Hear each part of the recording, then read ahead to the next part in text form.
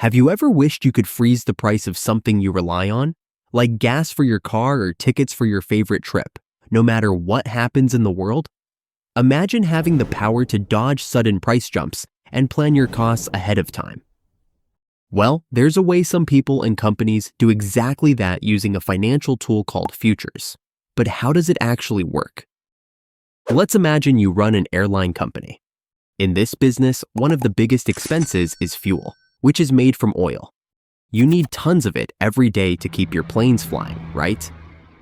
If there is an oil shock, caused by a political event, for example, and the price of oil rises sharply, your costs may go way up too. This will make the business less profitable, and the service will become less attractive to customers due to the increased final price. To protect your business from such situations, you should consider making a deal with the oil supplier.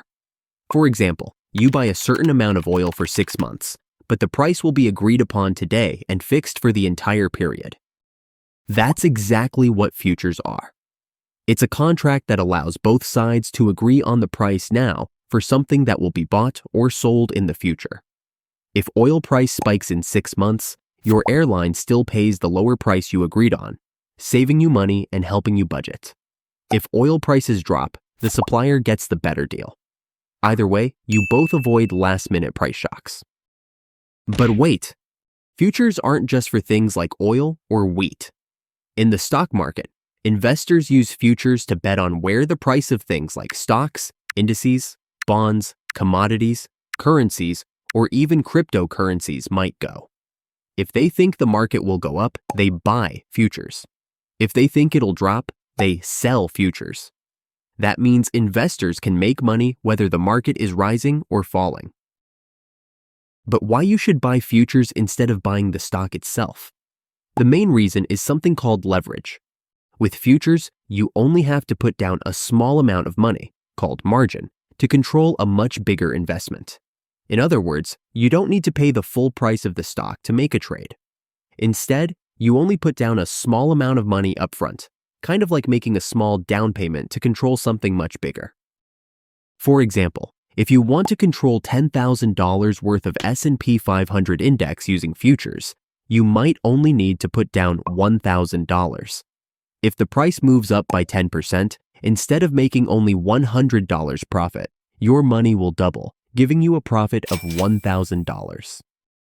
But here is the catch, which is why most beginners lose their money. If the price goes down by 10%, you lose all of your initial investments of $1,000. So, leverage can boost your gains, but it can also make losses much bigger and much faster. That's why it's powerful, but risky.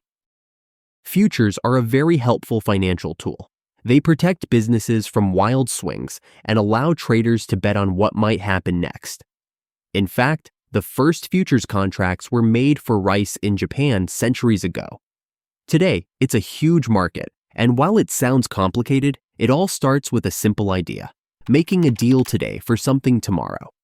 Even if you've never traded futures, you've felt their impact, like when gas prices don't jump overnight, or your morning coffee stays the same price for months.